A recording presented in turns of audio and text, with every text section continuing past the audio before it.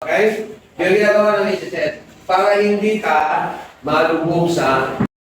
So, pwede ka mag... Pero ibabawas yung reviews mo na low, na naiwan, hindi mo nabayaran. Okay? Yung ginagawa ng HSS. Pero, advice, kung pwede na, kung kaya rin na, huwag nang mamutang. Okay? Nakuha?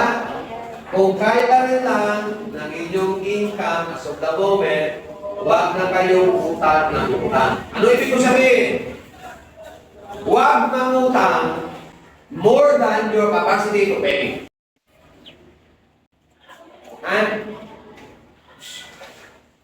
Okay? Kaya I encourage you na huwag muna kayong magpagawa ng bahay. Pag kayo'y OFW, nakapera kayo, huwag muna kayong magpagawa ng bahay. Alam niyo bakit? Kasi ang bahay niyo hindi ang kumikita. Ang imo kwarta ng punto sa balay niyo. Nami balay mo eh. Ruway ka kwarta.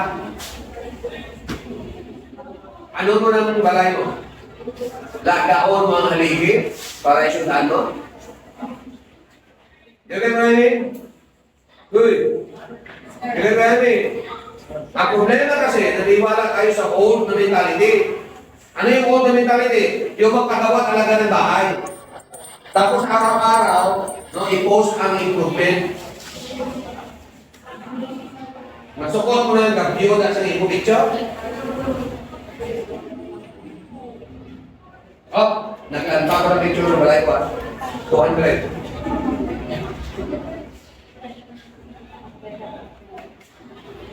Diba? Kunin natin yung ito. Kunin natin sa ulo natin na ego. Kunin natin yung ego, paliw na yan sila ng pride. Yan. Kunin natin yan. Bayan na siya magaman, ay, ano ka sabot? Tapos balay mo, ano di? Ay, oo, muna na balay mo. So what? Basta lapad ka ng lupa.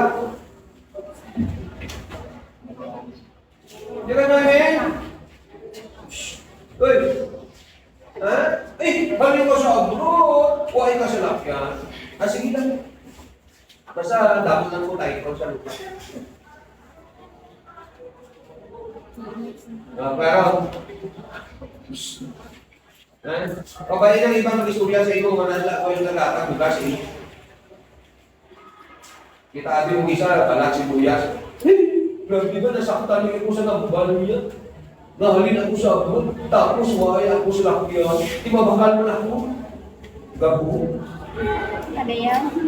Tagayaw. Tipid. Ay. Tipid. Ay. Be, kota ka.